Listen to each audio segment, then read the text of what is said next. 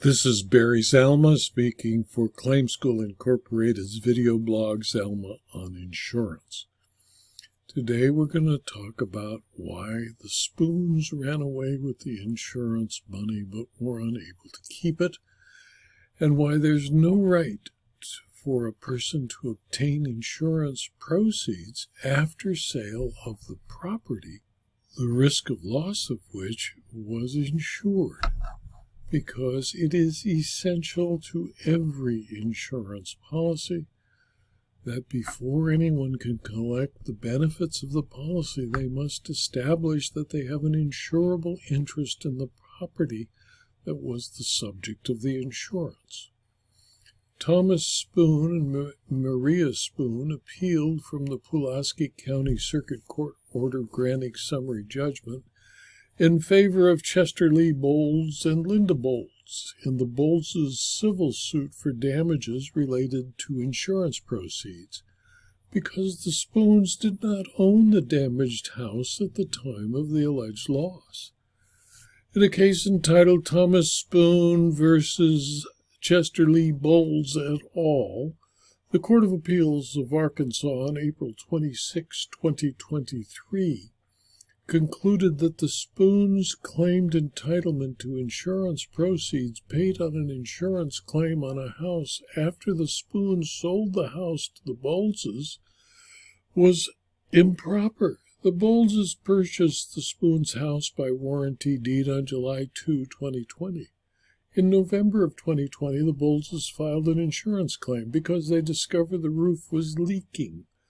The Boldses' insurance coverage would not pay because there was pre-existing damage to the roof. Boldses then filed a claim against the Spoons' homeowner's policy of insurance, and that insurer accepted the claim but paid the money in dispute, only $5,219.48, to the Spoons. When the Spoons failed to turn the money paid on the insurance claim over to the Boldses, they sued, raising claims of breach of contract, declaratory relief, and unjust enrichment. The Spoons also contended they were entitled to the money because they were the owners of the property at the time of the loss.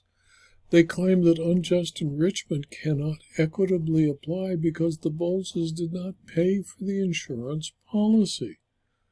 The court's order found that any and all interest the Spoons may have had in the house was terminated and extinguished upon the sale of the house to the Boldses, and it ordered the Spoons to reimburse the Boldses for the roof repair. The Court of Appeal, analyzing the issues, noted that Arkansas law is well settled that summary judgment is to be granted by a circuit court only when there are no genuine issues of material fact to be litigated, and the party is entitled to judgment as a matter of law. If one has money belonging to another, which in equity and good conscience he ought not to retain, it can be recovered, although there is no privity between the parties. It was undisputed that the Spoons received the insurance money that was distributed for repair of the roof of a house they no longer had an interest.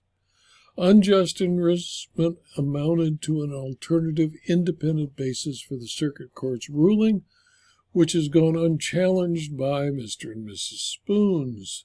Accordingly, the Boldses were entitled to the reimbursement. In my opinion, it is axiomatic that to obtain benefits from an insurer, the person insured must have an insurable interest at the time of the loss. Since the loss occurred after the Spoons sold the property to the Boldses, their insurable interest was eliminated. They should have recovered nothing, but they were paid by their insurer, who decided perhaps it was better to pay than fight over a small claim. The Spoons had no right to the money, and since the Boldses at least actually suffered the loss, it was allowed to recover the money paid by the insurer to the Spoons, since it would be wrong to allow the Spoons to profit from the error of the insurer, because the Spoons incurred no loss at all. This video was adapted from my blog Zalma on insurance, which is available free to anyone who clicks on the URL zalma.com/blog.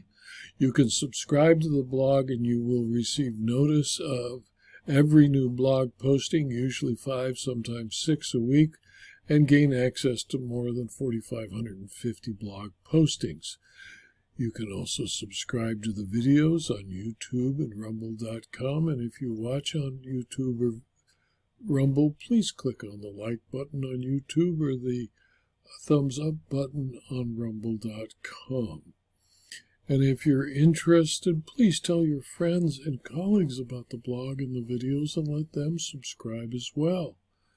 And if you're interested in receiving further information about insurance, insurance law, insurance claims, and insurance fraud in detail, please consider subscribing to my Substack publications or my Locals community, links of which appear on the blog posting. Thank you for your attention.